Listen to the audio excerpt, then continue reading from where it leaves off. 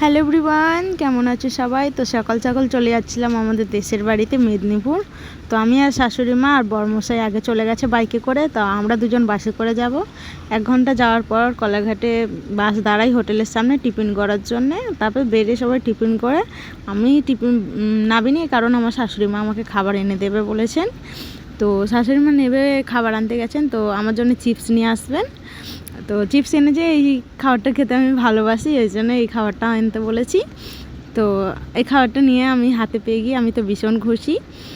তো তারপরে আমাদের বাস ওইখান থেকে 10 মিনিট পর ছেড়ে দেয় বাস।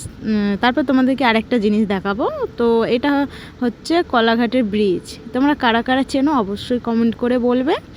তো এই কলাঘাটের ব্রিজটা খানিকক্ষণ দেখে নিলাম। দেখে নেওয়ার পরে তো আমি ভয়েস দিতে গিয়ে আমি খুবই নার্ভাস ফিল করি। তো তোমরা কিছু মনে করো না, কিছু ভুল হয়ে গেলে আমাকে ক্ষমা করে দিও। তারপরে তোমাদেরকে আরেকটা জিনিস দেখাবো।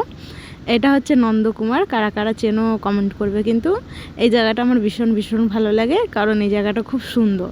আমি যখনই যাই এই জায়গাটা ভিডিও করার চেষ্টা করি, কিন্তু ভিডিও করা হয় না প্রত্যেকবার। তো এইবারে আমি ভিডিও করে নিয়েছি, করে নেওয়ার পর অনেকটাই ভিডিও করেছিলাম এই জায়গাটা, কারণ খুবই ভালো লাগে। আর এই জায়গাটা কারা কারা চেনো অবশ্যই কমেন্ট করে বলবে। তো এটা নন্দকুমার। তারপর নন্দকুমার থেকে খানিকটা আরও আমাদের 1.5 ঘন্টা যেতে হবে আমাদের বাড়িতে গিয়ে। তারপরে আমাদের স্টেশনে নেমে পড়ি। নেমে পড়ার পর আমরা টোটোয় বসে আছি, আমার শাশুড়িমা দোকানে গেছেন। আর এইদিকে দেখিয়ে নিলাম আমাদের গোপসোনাকে। তারপরে আমাদের বাড়ির সামনে নেমে পড়ি, কিছুটা হেঁটে যেতে হবে। তো পুরোটা ভিডিও করতে পারিনি, কারণ বৃষ্টির জন্য একটু কাদা হয়ে গেছিলো, তাই পুরোটা ভিডিও করতে পারিনি, একটুখানি ভিডিও করি। তো এইবার বলি আমরা কেন বাড়ি গেছিলাম, কারণ আমাদের ছিল ছাদ ঢালাই, ওই জন্য আমরা সবাই বাড়ি গেছিলাম।